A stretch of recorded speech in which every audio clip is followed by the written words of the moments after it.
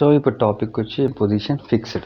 ఈ fixed position తాలూకా behaviour ఎలా ఉంటుందో ఒకసారి చూద్దాం. మన ఇండెక్స్ పేజ్లో కొంచెం కంటెంట్ ఎక్కువగా క్రియేట్ చేస్తాను, లైక్ ఓపెన్ చేస్తాను. ఒక పేపర్ అనే ఒక డివ్ తీసుకొని ఈ డివ్ లోపల పారాగ్రాఫ్ అనే ట్యాగ్ ఇచ్చి దీని లోపల ఒక లారెం 5000 వర్డ్స్తో కొంచెం కంటెంట్ తయారు చేశాను. ఓకే, సో మన దగ్గర హ్యూజ్ కంటెంట్ అనేది ఉంది. ఇప్పుడు ఒక బార్డర్ ఇద్దాం.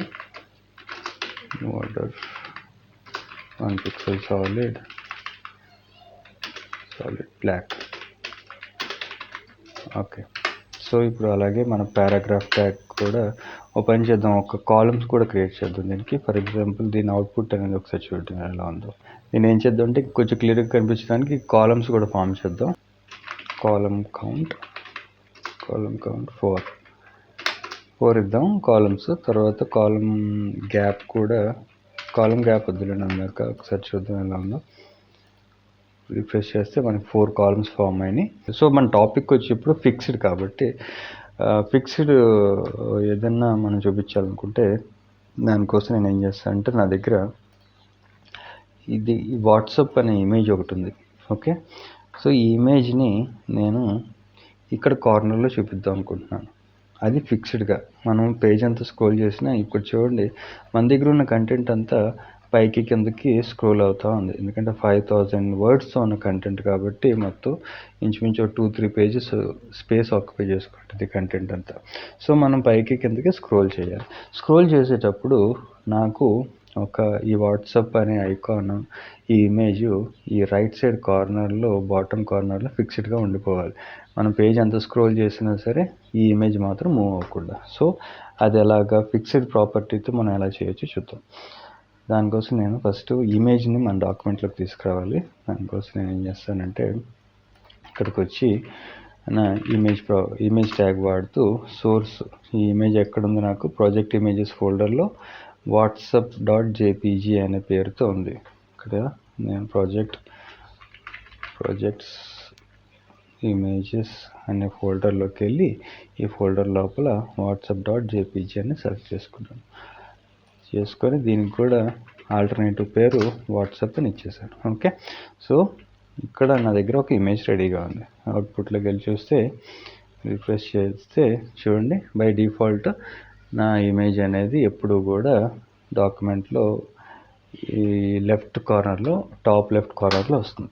సో నాకు ఇది ఇక్కడ కాదు, ఇక్కడ కావాలి. సో దానికోసం నేను ఇప్పుడు ఉపయోగించాల్సిన ప్రాపర్టీ వచ్చి పొజిషన్ ఫిక్స్డ్. దానికోసం నేను టార్గెట్ చేయాల్సింది ఇమేజ్ని కదా, ఇమేజే కదా మనకు కావాల్సింది. సో దానికోసం పేపర్ అనే క్లాస్ ఎలిమెంట్ తీసుకొని దీని లోపల ఇమేజ్ ఉంది కాబట్టి ఈ ఇమేజ్ని టార్గెట్ చేసి నేను ఇప్పుడు పొజిషన్ ఫిక్స్డ్ అని ఇచ్చాను. ఓకే, పొజిషన్ ప్రాపర్టీ వాడి దానికి ఫిక్స్డ్ అని వాల్యూ డిఫైన్ చేశాను. సో చూసారా ఇమేజ్ అనేది ఇప్పుడైతే ఫిక్స్డ్ అయిపోయింది. ఎక్కడ ఫిక్స్ అయ్యి ఉంది? లెఫ్ట్ సైడ్లో ఫిక్స్ అయ్యి ఉంది. ఎందుకంటే నేను ఇక్కడ పొజిషన్ ఫిక్స్డ్ అని ఇచ్చాను కాబట్టి ఫిక్స్ అయితే అయ్యింది. కానీ నాకు కావాల్సింది ఎక్కడ? రైట్ సైడ్ బాటంలో.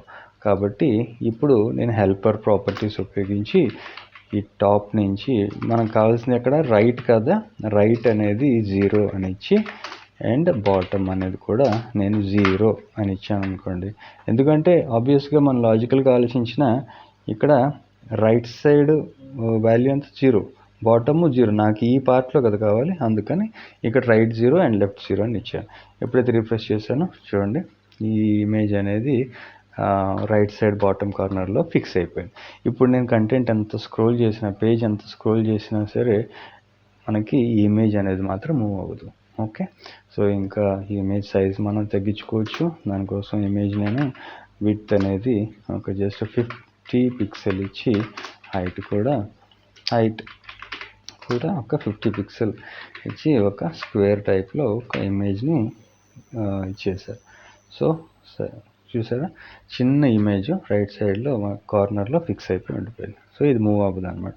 జనరల్గా ఇలాంటివి మనం వెబ్సైట్స్లో వాటిలో చూస్తూ ఉంటాం. ఇలాంటి వాట్సాప్ ఐకాన్స్ అని, తర్వాత ఫేస్బుక్ ఐకాన్స్, ట్విట్టర్ ఐకాన్స్, ఇలాగా ఏదో కార్నర్లో ఫిక్స్డ్గా ఉండేలాగా మనం చూస్తూ ఉంటాం కదా. అది ఈ ప్రాపర్టీ ద్వారా మనం పాసిబుల్ చేయొచ్చు. ఓకే, సో ఇది ఫిక్స్డ్ ప్రాపర్టీ తాలూకా బిహేవియర్. నెక్స్ట్ మనం స్టిక్కీ అంటే చూద్దాం.